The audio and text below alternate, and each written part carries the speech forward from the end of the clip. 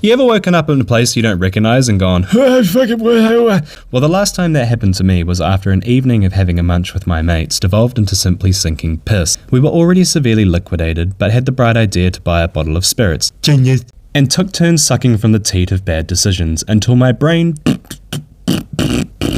and my system crashed. When I spawned back in, I was in a van, sitting on the floor between the seats, which wasn't a bad sign because at the time I worked on ships and we were berthed in a port that had a nearby town. The ship had a van that would do loops of the town picking up punters every hour until midnight, which meant I'll be in my bed before the am. But then I noticed that someone was gently and tenderly caressing my scalp as if it was the tummy of a newborn bunny. Strange, but not entirely bad, so I follow the hand. Gazing up, I see a woman that I don't recognize, who looks down at me and says, "Hey." I'm in need of a little bit more information, so I keep it cool and reciprocate. "Hey, how are you feeling?" "Oh, I'm pretty good." But that was when I checked in with my body and realized not only am I freezing, but I'm topless and covered in sand. So actually I'm not that good. Matter of fact, I'm pretty fucking chalant. But not wanting to cause a scene in the mystery machine, I kept it cool and nonchalant, if you will. So I said, "Who are you?" The woman's fingers had slithered through my hair and she says, "We're God's children, brother."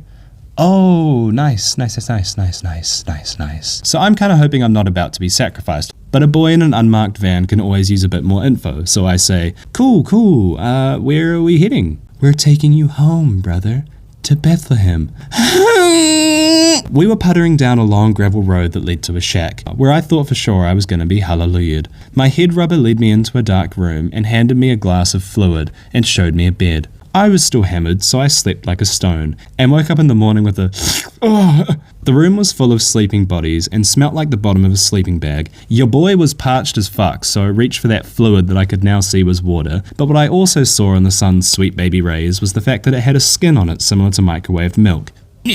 My head rubber returned and handed me some fresh avocado on toast with a very wealthy ratio of avocado to toast, so I sucked that shit down. Turns out Bethlehem is actually the name of a small town, and they found me waddling down the street topless and soggy, yelling about something that was probably important at the time. When they pulled up beside me to check if I was okay, I didn't say a word, hopped in their van and combed it out. So I'm eternally grateful that the unmarked white van that my body's night crew decided to park our body in was full of lovely people. I still have no idea what happened to my shirt or my dryness. One of the people even saw my gut and said, "I'll give you the shirt off my back, bro," which I still have. They took me to town and asked to pray for me, to which I said sure, because I wanted the buff. Super stoked I didn't get stabbed, sacrificed, or picked up by one of those gyms molesting vans. And that was the night I realized I should probably regulate my drinking.